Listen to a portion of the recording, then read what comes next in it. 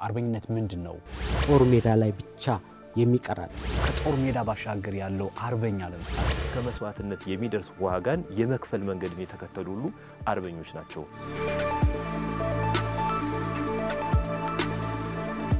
ያን ያበጠውን ሰውነትም ያየ ነበር ኢትዮጵያ እየተሻገረ እንደገና ለመዋጋት መሄድ የነበረውና አንዱ ሐኪም ለብዙዎቹ አባት ይሆናል።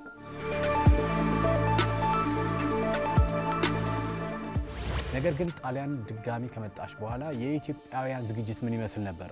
ለሀገር ለነጻነት ያለው ቁጣ ያኔም ታይቶ ነበር። ምሽግ መቆፈር እንኳን ማይፈልጉ ነበሩ አይደል? ባልቻ ሳፎን በዚህ ባድሮዲፍ ፓርለሳክ መጽሐፍ ላይ ከፍተኛ ትንቅንቅ ያካሂዳሉ። ከታንኩ ውስጥ ገብተው አውጥተው የሚገሉ ጀግኖች ናቸው አለ። በጣም የሚያስገርም ነው። እነዚህ አሁን ቀላል ናቸው ወይ? ግዙፋን እኮ ናቸው። ይህን ሐሳብ እስኪ በስነልቦና አይን ውስጥ ነው። ኔሮን ቄሳር የተባለ መውረድ ፈልጎ ነበር፣ አልቻለም። ታሪክ ይሄን ነው የሚነግረን።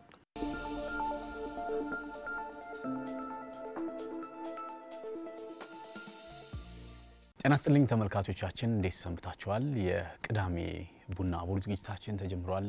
የአርበኞችን ቀን ምክንያት በማድረግ በተለይ አሸናፊነት ስነልቦና በሚል ሐሳብ ነው ወደ እናንተ ውድ ተመልካቾቻችን እንደምናደርሰው። በዛሬው ሐሳብ ወይም በዚህ ሐሳብ ላይ ደግሞ ሁለት እንግዶችን ጋብዣለሁ።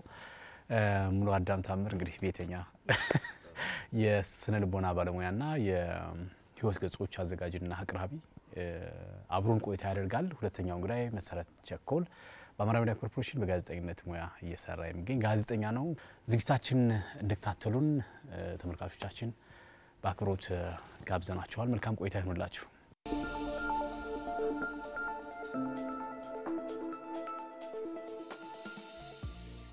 ሁለታችሁም የሐሳብ ሰዎች ናቸው። በጣም አመሰግናችሁ ስላገኘኋችሁ ደስ ብሎኛል። መልካም ለሀገር ፍቅርና ለወገኖች ክብር የሚዋደቅ ከሚለው ሐሳብ ባሻገር አርበኝነት የሚለውን ሐሳብ እንዴት ታዩታላችሁ? አርበኝነት ምንድነው? ለኢትዮጵያውያን ምን ማለት ነው ከሚለው ሐሳብ ልነሳ ደስ ይለኛል። በስ እንግዲህ ከታሪክ አንፃር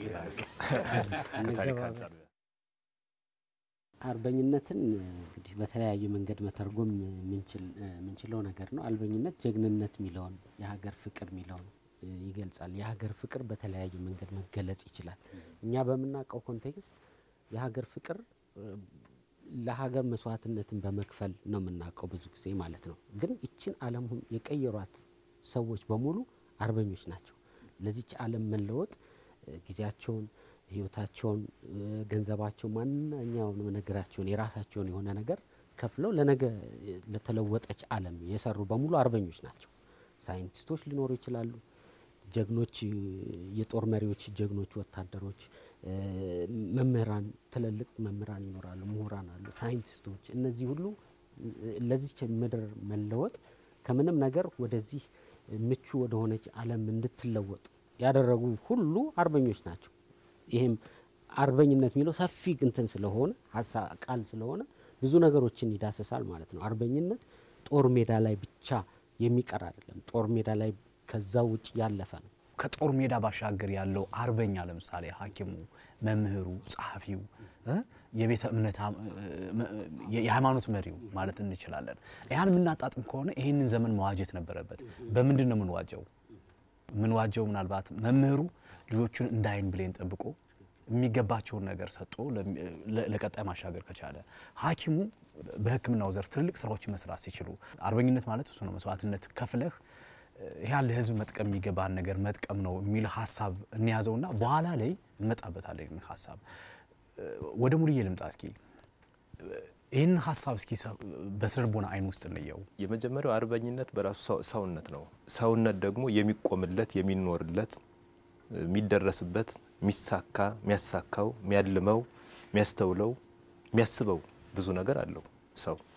ይህ ዓላማ ያለው ሰው ደግሞ ዓላማውን ለመፈጸም ሲል ለቆመበት ዓላማ የሚከፍልለት ዋጋ እስከ ሞት ድረስ የሚታመንበትና ከውስጡ የሚብላላ ባንደበቱ የሚናገረው በህይወት የሚኖረው ማንነቱ አርበኝነት ነው።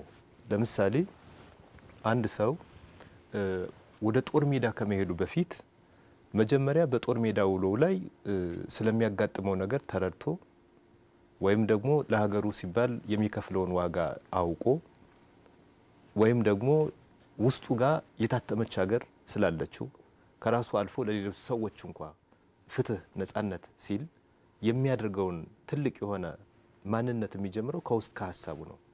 በሐሳብ ጀምሮ ከውስጥ ቁርጥ ህሊና ይዞ በተግባር ደግሞ እስከ ሞት ድረስ የሚያደርሰውን ዋጋ ለመቀበል ሲል የሚወጣው ሂደትና ማንነቱ አርበኝነትና አርበኛን የሚያሳይ ነው። ይህንን በአውድ ማየት ይቻላል። ለምሳሌ አርበኝነት ሲባል ሀገርን በመጠበቅ ውስጥ ያለ አርበኝነት አለ። ሀገርን የሚጠብቋት ልጆቿ ናቸው። እናት ሀገራቸውን ልጆቿ ይጠብቋታል። አርበኞች ሆኑ። በኢትዮጵያ ታሪክ ውስጥ ይህን እናገኛለን። ከጥንት ጀምሮ የመጣ ማንነታችን የሚገልጸውም ይሄን ነው። ጠላት ሲነሳ ድንበርን የሚጠብቁ፣ ወራሪ ሲመጣ ወረራውን የሚከላከሉ፣ የሚያሸንፉ፣ ድል የሚነሱ ልጆች አሏት። የትላንትና ማንነታችን ወደ ኋላ ስንሄድ የምናገኘው በትላንቶቻችን ደም፣ አጥንት፣ ስጋ፣ እሳቤ፣ ጥበብ፣ እምነት ላይ የቆመ ማንነት ነው ዛሬ ያደረሰን። ትላንትና አርበኞች ባይኖሩ ዛሬ እንደ ሌላው አፍሪካ ሀገር ሁሉ የቅኝ ተገዥነት ታሪካችን ጽፈን እሱን እያውለበለብን ልንኖር እንችላለን። ስለዚህ አንደኛው ዘርፍ በጣም የሚስተዋለው ሀገርን በመጠበቅ ውስጥ ያለ የአርበኝነት መንገድ ነው። በሁለተኛው ደግሞ ራስን አርበኛ በማድረግ ውስጥ ያለው ነው።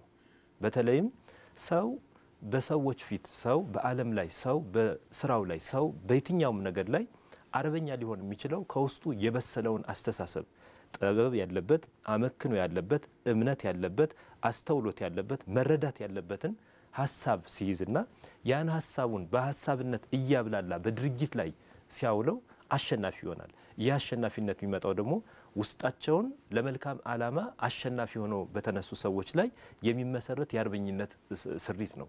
ሌላኛው በሙያችን ውስጥ ያሉ ነገሮችን ማስተዋል ይቻላል።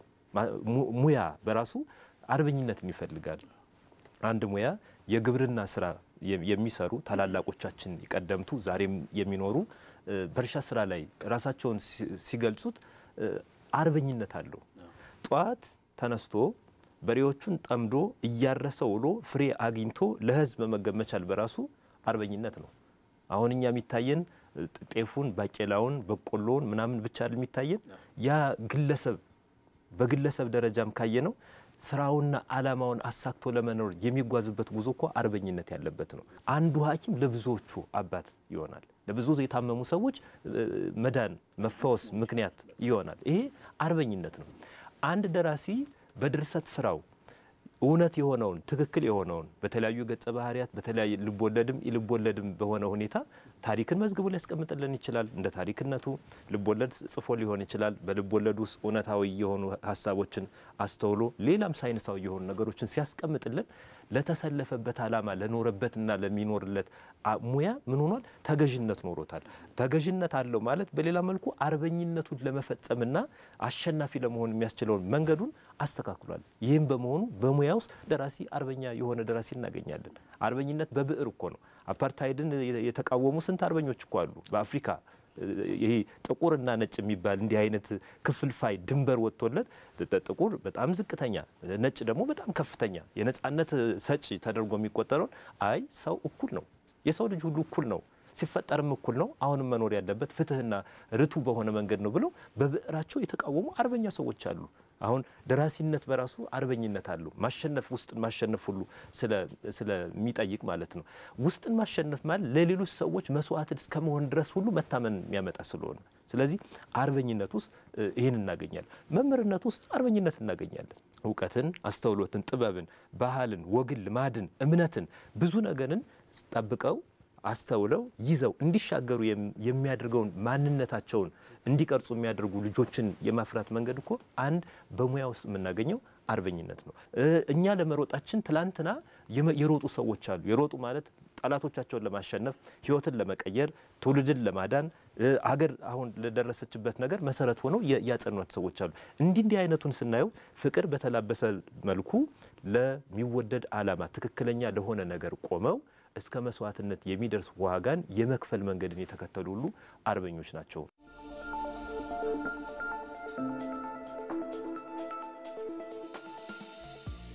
በታሪክም በስነ ልቦናም ሀሳብ ውስጥ አርበኝነት ምንድነው የሚለውን ሀሳብ እንዲካየን እንግዲህ ሚያዝያ 27 ታላቁ የአርበኝነት ቀን ኢትዮጵያውያን ያከብራሉና ይህን ቀን ምክንያት አድርገን ነው እንግዲህ ሀሳብ እየተለዋወጥን ያለ ነው።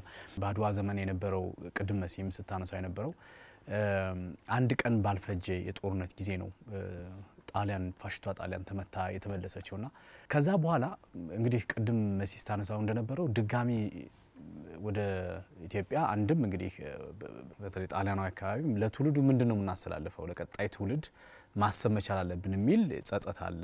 ሁለተኛ ነገር በአውሮፓ መድረክ ላይ መዋረዷ በራሱ አንድ ትልቅ ጉድለትም ስለሆነ ለጣሊያን ወደ ኢትዮጵያ መምጣት ይችላልች። ቅድም እንዳልነው ብዙ ነገሮችን ለማደፍረስ የሚለው ሊነሳ ይችላል በእናንተና ነገር ግን ጣሊያን ድጋሚ ከመጣች በኋላ የኢትዮጵያውያን ዝግጅት ምን ይመስል ነበር? ምን ገጠመን? ምላሹስ እንዴት ነበር የሚል ሐሳብ እስኪ መስየና ጣሊያን አድዋ ላይ የገጠማት ሽንፈት ሚገርም ሽንፈት ነው። ለበነሱ ለትውልድ ከትውልድ ትውልድ የተሸጋገረ እንደ ዓላማ ይዘውት ይቀጠሉት ሊረሱት ያልቻሉት ነገር ነው። በታሪክ ውስጥ እንዲሰረዝ እስከመፈለግ ማለት ነው። እኛን በጉቦም በምንም በገንዘብ ማታለው ከታሪክ ውስጥ እንድንሰርዘው አድዋ የሚባለው ታሪክ እንኳን እንዳይነገር እስከማድረግ የመፈለግ ትልቅ የግርሳት የሆነባቸው ነገር ነው። አድዋ ያ ሽንፈት ሲከሰት ጣሊያን ብቻ ሳይሆን መላ አውሮፓ ቅኝ ገዢ የሚባል አካል ነው የተናጠው። ሽንፈቱ ራሱ ሲገለጽ ቀላል ሽንፈት ተብሎ አይደለም የሚገለጸው። ሼምፉል ስካር ነው የሚሉት በእንግሊዘኛው አጠራሩ። ይሄ አሳፋሪ ሽንፈት የሚባል የለም፣ ውርደት ነው። ለጣሊያን ብቻ ሳይሆን ነጭ ለተባለ ዘር በሙሉ ውርደት። ክሪስፒን ከስልጣን ያወረደ እና ባራቴሪ ጀነራል ባራቴሪን ወደ ስልጣን ወደ ፍርድ ቤት ያስቆመ ስንት ዜጎቻችንን ያስገደል የሚል ይሄን ሶሻል ውርደት ይዘው ነው የቀጠሉት።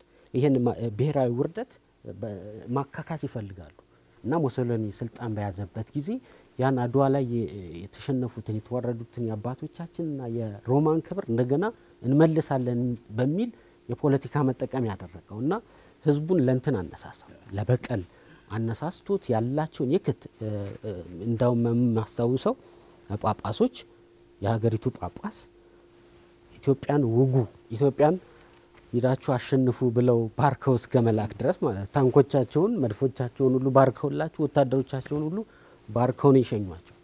ይሄ ሁሉ ምን ያህል እንትን በጣም የሚቆጠቁጥ ውስጥ እንደ ግርሳት የሆነ ሽንፈት እንደነበረ የሚያሳይ ነው ለነሱ ማለት ነው። በዛ ሂደት ውስጥ እነሱ ይሄን ስም ለመቀየር የሚከፈለው ማንኛውንም መስዋዕትነት ከፈሉ። በቃ ዓለምን ለመውረር የተዘጋጀ ጦር እስኪመስል ድረስ የሚገርም አይነት ዝግጅት አድርገው ነው የመጡት 40 አመት ማለት ነው። ኢትዮጵያን ደግሞ በነበረን ድል ኦልሞስት ተዘናግተን ብዙም አይነት ከአድዋ የተሻለ 40 አመት በጣም ብዙ ተኝተን ነበር የጠበቅናቸው ማለት ይቻላል። በዛ ድል ተኩራርተን የአባቶቻችንን መስዋዕትነት ወደ በለጠ ድል ወደ ዓለምን ወደሚያትረፈረፍ አይነት ድል ወደዛ አይነት ከመውሰድ ይልቅ ተኝተንበት ይከረምን ይመስለኛል። ከዛም ውጭ ደግሞ ጣሊያኖች በውስጥ ገብተው የሰሩት ስራ ነበር። ለ40 አመት ሲሰሩ የጦር ዝግጅት ብቻ አልነበር የሚያደርጉት። ኢትዮጵያ ውስጥ በየወረዳው በየእንትኑ ቆንስላ ነበራቸው።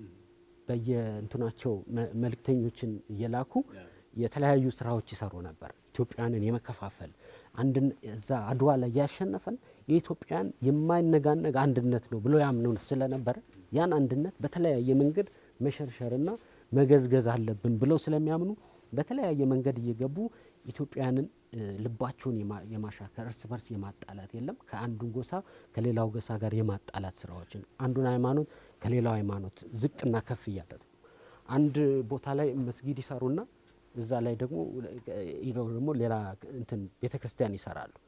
ይሄን ሲሰሩ አንድ የሙስሊሙ ደጋፊ መስለው ያኛውን ያጠለሻሉ። እንዲህ አይነት መቃቃር የጎንደሩን ከሸዋው መሳፍንት ጋር የማጣላት ስራዎችን በደንብ ተከነውባቸው ይሰሩ የነበረበት ነው።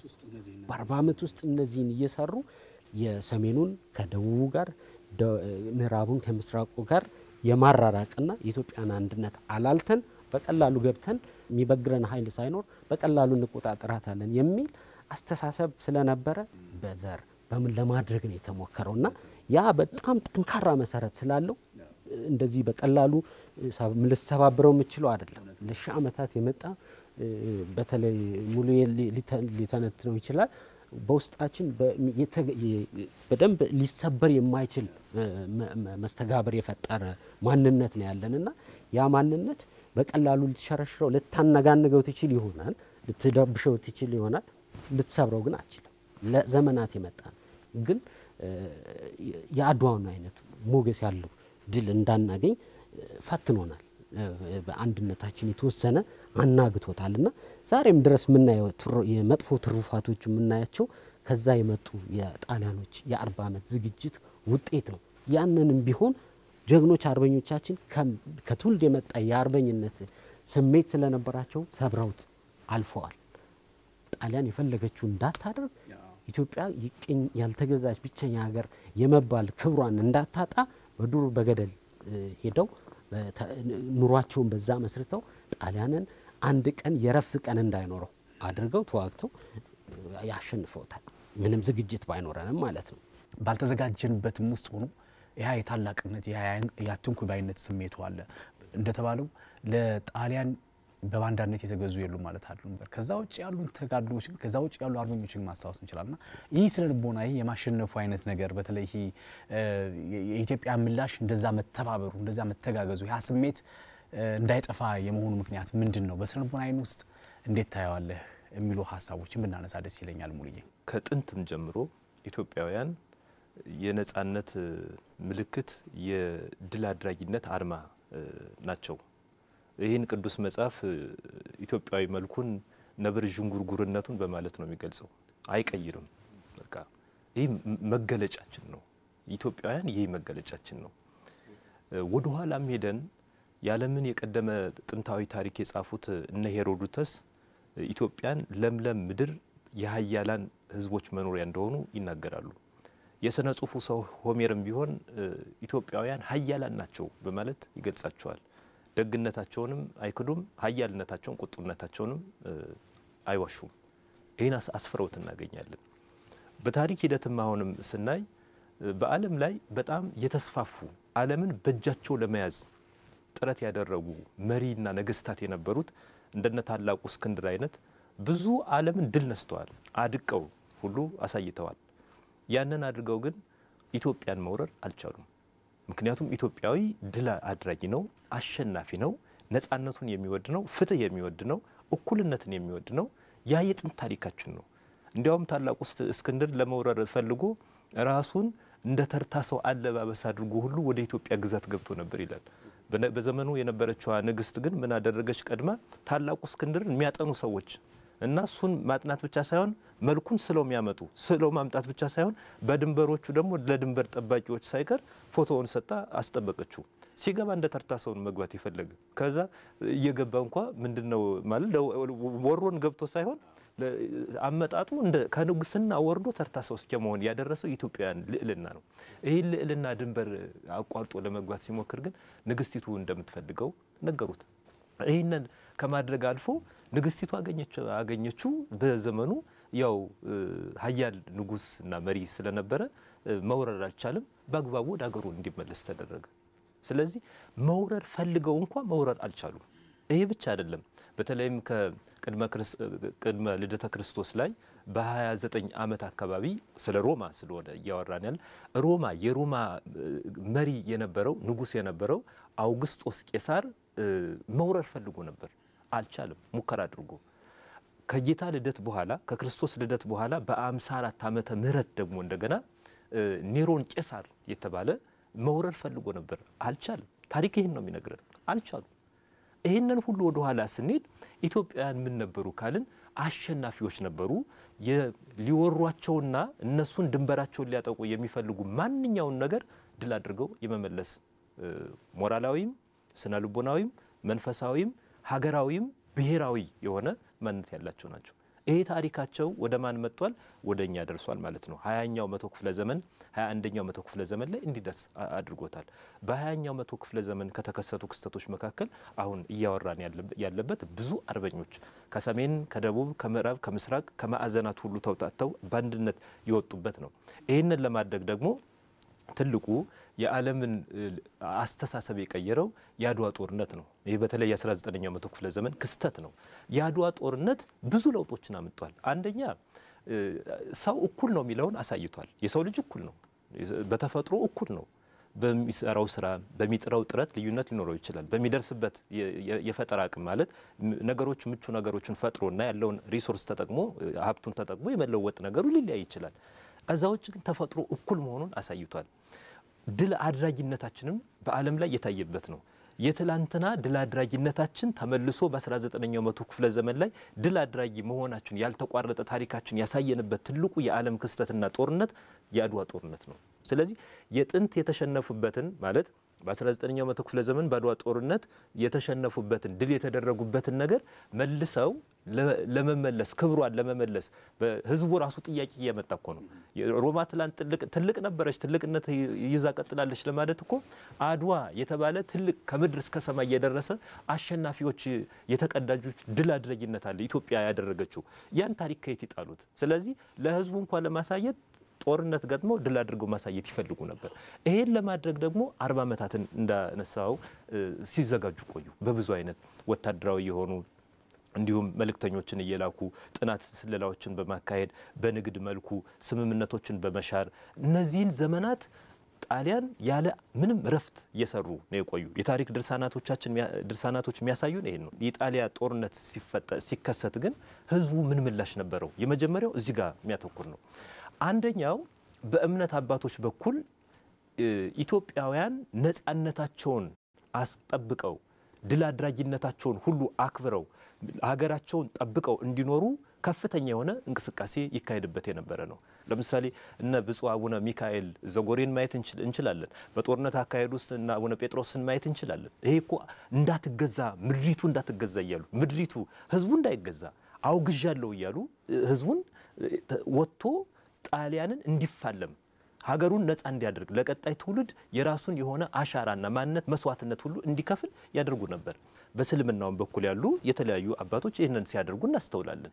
አብረው እስከ መጸለይ ደርሰዋል ይላል ታሪኩ እኮ የሚያሳየን ይሄን ነው። አብረው ለጦርነቱን ለማሸነፍ አብረው ጸሎት አድርገዋል። ክርስቲያኖች ከእስልምና እምነት ተከታዮች ጋር ጸሎትን አብረው ከዛ በተጨማሪ ደግሞ በአካባቢው ያሉ የጦር የአርበኝነት ስነ ልቦናን የተቀዳጁ ደግሞ ጦርነቱ ሲጀመር እንደው እስኪጀመር ዝም ተኝተን ጠብቀው አላሉ። ባላቸው የትኛውም ነገር ላይ ጠላትን ድል የማድረግ ወኔን፣ ስነ ልቦናን፣ ሰብዕናን፣ መተማመንን፣ ድል አድራጊነትን፣ አሸናፊነትን ተላብሰው ተነስተዋል። ይሄ ምላሽ ነው። ከዛ በተጨማሪ በንጉሱ በኩል የነበሩ ስራዎች ናቸው። እንግዲህ መጀመሪያውኑ ሲጀመር ዝም በቃ እንገዛ እንግዲህ ወረውናል ብለው ዝም አላሉ። ያው ተጋድሎዎች አሉ እኮ ሀገር ወጣው እስኪሄዱም ድረስ ንጉሱ የራሳቸው የሆነ ተጋድሎ ነበራቸው። ያ ማለት ከነክፍተቶቹም ቢሆን ማለት ነው እንደ ታሪክ እንደምናየው ከነክፍተቶቹም ቢሆን ንጉሱ ያካሄዷቸው የነበሩ ነገሮች አሉ። ሚኒስትሮች ራሱ ይወስኗቸው የነበሩ ነገሮች አሉ። ለምሳሌ ጦርነቱ ሲጀመር በዘመኑ እንደ የጦር መሪ ሚኒስተር የነበረው ራስ ሙሉጌታ ይገዙ ስለነበረ ጣሊያን በጣም ይፈራው ነበር ይላል ታሪክ የመዘገበልን። ጣሊያኖች በጣም ይፈሩት ነበረ። ይሄ አረጋዊ ሰው በእድሜ የበሰለው ሰው የጦር ስልቱ በጣም ከፍተኛ ስለነበር ራሱን ችሎ ራስ ሙሉጌታ ይገዙን እንዴት ነው የምናሸንፈው የሚል የሚሊታሪ ሐሳብ ነበራቸው። ይሄ በጣም ከባድ ነው። በጣም ከባድ ማለት ነው። ከዛም በኋላ ከራስ ሙሉጌታ ይገዙ የሚቀበለው ራስ ካሳ ኃይሉ የተባሉት በጣም ታዋቂ ሰው ናቸው። ራስ ካሳ ኃይሉ በጥበባቸው በእውቀታቸው በጦር ውሏቸው የሚታወቁ ናቸው። በጦርነታቸው ሂደት ውስጥ በጣም የሀበሻ ጀብዱን አዱልፍ ፓርለሳክ እንደጻፉልን ምንድነው ድንኳን ሰርተው በየመንገዶቻቸው ጸሎት የሚያደርጉ ድል የሚያደርጉ ለጦርነት የሚዋደቁ የነበሩ ጠቢብ ሰው ናቸው በዘመናቸው። ስለዚህ የነራስ ሙሉጌታ ይገዙ አስተሳሰብ አለ። አርበኛ በላይ ዘለቀን ማየት እንችላለን። እነዚህ ቀላሎች አሉ። ራስ አበበ አረጋይን ማየት እንችላለን። እነዚህ አሁን ቀላል ናቸው ወይ? ግዙፋን እኮ ናቸው። ባልቻ ሳፎን በዚህ በአዶልፍ ፓርለሳክ መጽሐፍ ላይ ከፍተኛ ትንቅንቅ ያካሂዳሉ። ከአድዋ ጦርነት ድል ማድረግን ያውቁታል። ሁለተኛው ላይ ደግሞ ሲመጣ ጣሊያን አሁንም ድልን ፈልገው ይሄዳሉ። በአረጋዊነት ዘመናቸው ምንድነው ያደረጉ? እሳቸው ብቻ መዋጋታቸው ሳይሆን በዘመኑ የነበሩትን አርበኞችን እንዲሁም ለአርበኝነት የሚቀዳጁ ሰዎችን በማነቃቃት ወደ ጦር ሜዳ እንዲሄዱ እና እንዲሰለፉ ሀገራቸው እንዲጠብቁ በማድረግ ወን የሚታወቁ ናቸው። ስለዚህ ምንድን ለማለት ፈልጌ ነው? እድሜ አልገታቸውም ለአርበኝነታቸው፣ ቦታ አልገደባቸውም ለአርበኝነታቸው። እምነታቸው እንቅፋት አልሆናቸውም ለአንድ ኢትዮጵያዊ ለመቆም ኢትዮጵያን ኢትዮጵያ አድርጎ ለዛሬ ለመድረስ እምነት ድንበር አልሆናቸውም። ክቡር ሐዲስ ዓለማየሁ በዘመኑም አርበኛም ሆነ የተዋጉ ናቸው። በነገራችን በጣም ጀግና ናቸው። በድርሰታቸው ነው የምናውቃቸው። በቅኔያቸው ይራቀቃሉ፣ በድርሰታቸው ይልቃሉ፣ በአርበኝነታቸው ይዋደቃሉ። በጣም ብዙ ነገር የሚያደርጉ ናቸው ሐዲስ ዓለማየሁና ትዝታ በተሰኘ መጽሐፋቸው አንድ ተናጋሪ የተናገረውን ያስቀምጣሉ። ንጉሱ ሀገር ጥለው ሄደው እንዴት ያለ ንጉስና መሪ ማሸነፍ ይቻላል ተብሎ ለቀረበ ጥያቄ እነዚህ አርበኞች መልሱት የነበረ ንጉሱ ሀገር ጥለው ቢሄዱም እንኳ ሸለቆውና ጫካው እኮ ከኛ ጋር ነው፣ ሸለቆውና ጫካው ጉያችን ነው፣ ድል ለማድረግ በቂያችን ነው። ይህ በተለይ በ129ኛው ገጽ ላይ ነው ያስቀመጡት ሐዲስ ዓለማየሁ። ምን ለማለት ፈልጌ ነው? ተፈጥሮን እንኳ ይጠቀሙበት ነበር።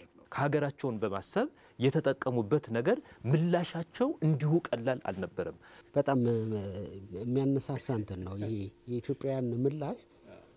ሙሌ በሚገርም ሁኔታ ነው የገለጻቸው። ኢትዮጵያውያን ባይዘጋጁ በውስጣቸው ተተክሎ ለዘመናት የመጣው የአርበኝነት ስሜት ፈንቅሎ ነው የወጣው። ልክ ኃይለ ሥላሴ ንጉሥ ኃይለ ሥላሴ ታላቅ ሰው ናቸው። እሳቸውም ኢትዮጵያን በመጠበቅ ረገድ እንደ አጼ ምኒልክ ጦር ሜዳ ድረስ ሄደው ጦራቸውን ያበረታቱ ጀግና ናቸው። እስከ ማይጨው ድረስ ሄደው አበረታተዋል። የመጨረሻው ማይሳካ ከአቅም በላይ ከኢትዮጵያውያን አቅም በላይ ኢትዮጵያ ካላት ከዛን ሰዓት አቅም በላይ የሆነ ነገር ስለተጠቀሙ የጦር መሳሪያ ክፍተት የዘመናዊ የጦር መሳሪያ ክፍተት የገንዘብ የሌላ ነገር እንትን ክፍተቶች አልገደቡትም የኢትዮጵያን ሕዝብ። አርበኝነቱ እንደነበረ ነው። አድዋ ላይ የነበረው ቁጣና ለሀገር ለነጻነት ያለው ቁጣ ያኔም ታይቶ ነበር። ከንጉሱ ፊት እየተንጎማለሉ ፉከራ በሽለላ ያሳዩ ነበሩ። እንትኖቹ መተናል አለን እያሉ ማለት ነው። ከወላይታ የመጣው ወላይተኛ እየፎከረ እየሸረረ ይገባል። ከኦሮሚያ የመጣው ከወለጋ የመጣው እየሸለለ ይገባል። ከሐረር ጋልቦ መጥቶ አዲስ አበባ ድረስ ደርሷል። ልክ እንደ አድዋው እንፈጽማለን፣ ይሄም የኛ የትውልድ ኃላፊነት ነው የሚለውን ተግብረዋል። በጣም በሚገርም ሁኔታ ንጉሱን በልብ የሞሉበት እንትን ነበረ። ግን ጣሊያኖች በዛን ሰዓት ምንድነው የተጠቀሙት? ከፍተኛውን የዓለም አቀፍ ወንጀል የወታደራዊ ወንጀል የሚባለውን ወንጀል ፈጽመው ነው ኢትዮጵያውያንን ያሸነፉ መስለው የታዩት እንጂ ኢትዮጵያዊነት አልተሸነፈም። እዛ ላይ አልነበረም። በ5 ዓመቱም አይደለም እስከ ማይጨው ላይ ራሱ እነ ቀዩ አንበሳም ጽፈውታል። ቀዩ አንበሳ ኩባዊ ለኢትዮጵያ ሞትላታል ብሎ የመጣ ተዋጊ ነው። እነሱም መጥተው የኢትዮጵያን ጀግንነት ሲገልጹት የሚገርም በቃ አስገራሚ ጀግኖች ብሎ ነው የገለጸው። ኢትዮጵያንን የገለጸበት የጀግንነታቸውን መጠን የገለጸበት እንደ ቅድም ያበሻ ጀብዱ እንደተባለው እዚህ ላይ ያለው ኩባዊ የገለጸበት መንገድ የሚገርም ነው። እስከ ደም ጠብታ ተፋልመዋል። ራስ ሙሉጌታ ጦር ሜዳ ላይ ነው የጦር ሚኒስትር ያለፈው የታቸው የእሳቸውን ጀግንነት ያሳይ ነበር። የጦር አመራር መጨረሻ ላይ ኢቭን እኔ ጠላቴን በጨለማ አልገጥመውም ይለዋል። አረ ተው ጀቶቻቸው የእንትኖች ጀት በቀን ሰራዊቱን እየፈጁት ነው። ይሄ ቦምቡ ምንም አልበገረውም። ህዝቡ ቦምብ እየደበደበው ታንኩ ጋር ተሻግረው ታንከኛውን አውጥተው የታንኩን የሚመራውን ታንክ እንደዚህ እየረፈረፋቸው ሄደው ታንኩን የሚተኩሰውን ሰው ከታንኩ ውስጥ ገብተው አውጥተው የሚገሉ ጀግኖች ናቸው አለ። በጣም የሚያስገርም ነው። ምሽግ መቆፈር እንኳን ማይፈልጉ ነበሩ አይደል? እንደ ፍርሃት ይቆጠራል ተብሎ ባካችሁ እዚህ ጋር ምሽግ ቆፍሩ ባካችሁ እንደ ሲባሉ በፍጹም እኛ ኢትዮጵያን አንቆፍርም፣ እንዴት መሬታችን ገባለን ያን እንትን ይገልጸዋል። እሱ ራሱ ምን አይነት ጀግንነት ነው ይላል። በቃ ለምን ለሀገር ሲባል ይፍን የራስህንም ክብር ጠብቀህ ነው የምትሰዋው። ራሱ የሚገርም አይነት መስዋዕትነት የተከፈለላት ሀገር መሆኗን ነው የተረዳበት። አሌክሳንደር መጨረሻ ላይ እኮ ኢትዮጵያንን ጀግንነት ሰምቶ እኮ ነው ታሪኩን ሰምቶ እኮ ነው ኢትዮጵያን ልውረር እስኪ እንሞክረው በተለያየ ስልት ለመግባት ሞክሮ እሱም ራሱ ተማርኳል። በዛች ንግስት ይባላል እሱ ራሱ ተማርኮ እንደው ለክብሩ ብላን የለቀቀችው ነው የሚባለው። እነ ካምቢሰስ ከሱ በፊት ሞክረዋል። የፐርሻው ንጉስ ግብጽ እየደረሱ ኢትዮጵያ የምትባል ሀገር ግን መንካት ሁሉ የሚያስችል አካሄድ የነበራቸውና በዛን ሰዓት የተከፈለው መስዋዕትነት ይገርማል። አሞራው ውብነህን እዚህ ልንረሳው አንችልም። ራስ ተሰማን ልንረሳቸው አንችልም። በዚህ በሰሜን በኩል እየተከፈሉ እና በባረጋይ እነ ጃካማ ኬሎ የከፈሉት መስዋዕትነት ንጉስ በዛ ሰዓት የመጨረሻውን አርበኝነት ደግሞ ለመፈጸም ወደ አውሮፓ የሄዱበትን እንትንም ማድነቅ ያስፈልጋል። ከፍተኛ ዲፕሎማቶቻቸውን ይዘው አብረው ነው የሄዱትና ሌሎች አርበኞች እዚህ ቁጭ ብለው በየዱር ገደሉ ስራቸውን በሚገባ በብቃት ነው የሰሩት። በጣም ያሳዝናል። አንዳንድ ጊዜ ስታነበው እንባ ሁሉ ይመጣል። ሰውነታቸው አብጦ ያን ያበጠውን ሰውነትም ያየ ነበር ኢትዮጵያ እየተሻገረ እንደገና ለመዋጋት መሄድ የነበረው። ብዙ ነገር አለ፣ መስዋዕት ተከፈሉ ነገር ቀላል አይደለም። ኢትዮጵያን የከፈሉት ነገር ሙሉዬ እንድትነግረኝ የፈለኩኝ ይሄ የአሸናፊነት ስነ ልቦና በኢትዮጵያውያን ዘንድ ቁልፉ ምንድነው? ስለዚህ የተወሰነ ነገር ብትነግረኝ።